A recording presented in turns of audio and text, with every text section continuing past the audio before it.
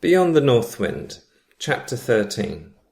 "It's open," called a voice from inside. A man appeared at the door of the cabin. He was younger than her, about 40 she guessed, with dark brown, almost black hair flecked with some grey around the edges. He had wide, slightly puffy eyes and an engaging smile. His chest was broad under a red and black t-shirt. "I hoped I'd see someone up here. I've been here for a night. Wondered if anybody else would be about." She entered the hiking cabin, a warm and clean space, panelled throughout in pine wood. The bathroom had a plastic toilet, metal sink, a pitcher of water, rooms full of bunk beds that slept 40. Suddenly she felt tired. "I'm Tomas," the man said. "I'm making some hot chocolate. Would you like some?" "Thank you." "Are you hungry? I'm starving." She nodded. "Yes, I am." "I'll fix something," he said. He returned to the stove and stirred milk and chocolate powder into a pan. In 2 other pans he poured pasta shells into boiling water, and into another he emptied a tin of pasta sauce. The list of foods used were noted on a piece of paper with his name and membership number and placed in the payments box. She was resting on a seat when he brought her a white mug of hot chocolate and sat down opposite her. She cradled the mug in her hands and tasted the sweet liquid. "Wonderful," she said. There was a doll on the table, a troll with wild grey hair, red jacket, a striped skirt and large gypsy earrings. She picked it up. The troll had 3 eyes, 4 fingers on each hand and a long crooked nose. A red walking stick in one hand reminded travellers who they might meet on their journeys. Anna smoothed the skirt and replaced the troll on the table. Tomas smiled and drank from his cup. "Where are you headed?" "The glacier and then the coast to Uektefjord." "Uektefjord, you say?" Anna nodded. "Do you know it?" "I've just come from there on an assignment. I'm a journalist working for Uektefjord." "You went over the glacier?" "Yes, I had a good guide. His name was Lars, a young man straight out of the glacier school, but very competent." "I remember that school. It took 2 weeks to pass as a glacier's guide." "It's 1 week now, I hear." Tomas smiled and the lines creased around his eyes. "Lars was good company. We had no trouble." "How long did it take?"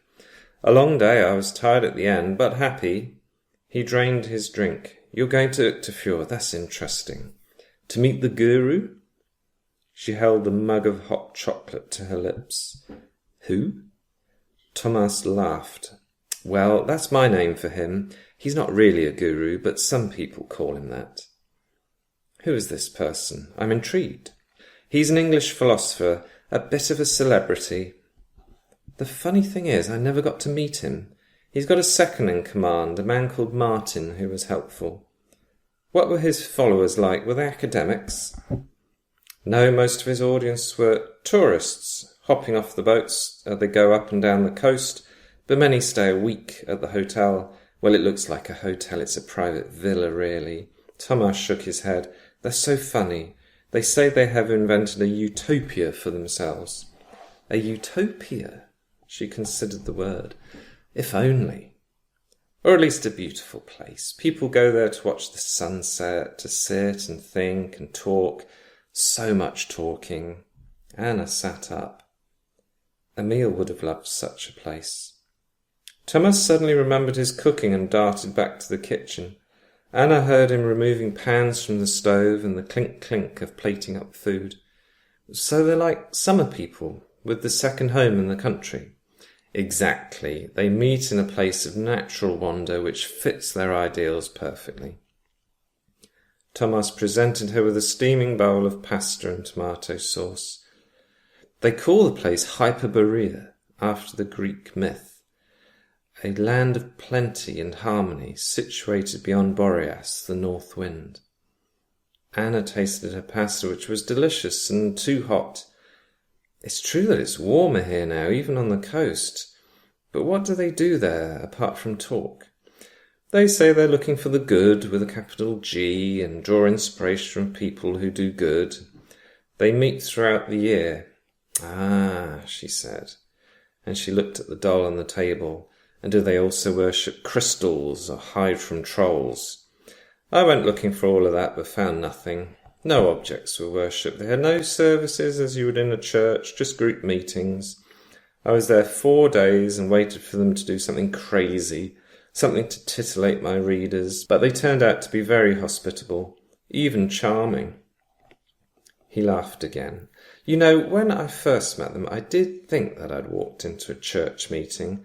There were so many old couples there, grey heads, men and women together, some older women on their own, but also some youngsters, some clever-looking men and women, university types. They don't sound so bad. They were fine, absolutely okay, completely benign, many different nationalities, not exactly a rainbow coalition, but close. They continued to eat their meal together, Anna feeling more and more relaxed. If they're tourists, she said, they must be careful not to outstay their welcome, even in our relaxed country. They stay only for a week or 2 in the summer, until the midnight sun disappears. Thomas put down his fork, leaving a cleared plate. They call themselves the Assembly. Now Anna laughed. I can relate to that. I'm a school teacher. In our assemblies we all sit together, children with teachers. It's a nice way of doing things. If not the Assembly, then, what takes you to Uektefjord? Tomas cleared away the plates, and Anna was pleased to have some space to herself while he busied away in the kitchen. I'm visiting family. She tensed as she said the lie, not because she thought Tomas needed to know the truth, but it occurred to her she was not even sure where she would stay tonight. Well, maybe you'll meet some of these guys. They live in a beautiful villa built by Ritz, evidently a rich man. Maybe they can help all of us to live well together. Anna stood up and looked out through the windows. Now she was mindful of the time and of her arrangement to meet the guide. We live well, don't we, in the Finnmark? Look at our toll payments for the roads, or how the DNT organise these huts, all based on honesty. And then there are the Sami, who we let live their traditional ways or join us in modern society as they please. Tomas came back out of the kitchen. Perhaps that's why the tourists chose Uektefjord for their spot. It's warm and peaceful, and the fjord is beautiful. He opened a notebook. Let me see. Hyperborea was a place of beauty, with 2 harvests a year and people living in harmony beyond the north wind. It was the furthest place north on the map. But a myth, you said? Of course, a myth, an ideal, an escape. A place away from it all, no intruders, no attackers to invade your country, like the Elysian fields, except, of course, that everyone is alive. Tomas started to slice a pear in pieces. Would you like some? She shook her head. It's like the Norse invasions again, except in reverse, with the English having their turn at trying out some new philosophy in a new land. That's a good idea, said Tomas, and he wrote in his notebook. I hadn't thought of that. They meet in the cold, pure north, and by all accounts live to help others. It's a human rights organisation, I suppose. You'll be able to read all about it when I get back to Troms. Are you sure you don't want some pear or an apple? It would be so easy to stay, she thought, stay and talk to this interesting man, choose a bunk and a duvet from the stores, take out the cotton sleeping bag she had packed and stay the night. But she had booked the guide and she needed to get going. Thank you, no, I have a long way to go, but I will take some chocolate bars if there are any, and some raisins. Of course. Tomas got up and found 3 chocolate bars in the store cupboard and placed them on the table. Look, have these as well. I made some for myself and I have much too much to carry. Tomas placed some sandwiches wrapped in greaseproof paper in her bag. It was nice to meet you. You too. She struggled on with her backpack. What route did you take? Over Stortfjell and Lightfjell, and down a valley to Uektefjord. Watch out for the weather. It can be good one moment and bad the next. It's okay. I'm used to it. Tomas looked out of the window. I'll have to get a move on when I've written my piece up. He rubbed the stubble on his chin as he inspected the clouds. You may get some raindrops on your hike. It's nothing. She left Tomas with a wave goodbye at the door of the hut, and with a promise to read his article. The trail took her up into the mountain plains where the sky was grey and dimly lit on the horizon. She made a call to a number that had remained in her phone for 3 years. The proprietor of the hotel in Uektefjord answered. They had a room available. She made the reservation for tonight. With her imagination racing, she imagined a meal in a room on a villa set on a beach, camera pointed at the sun.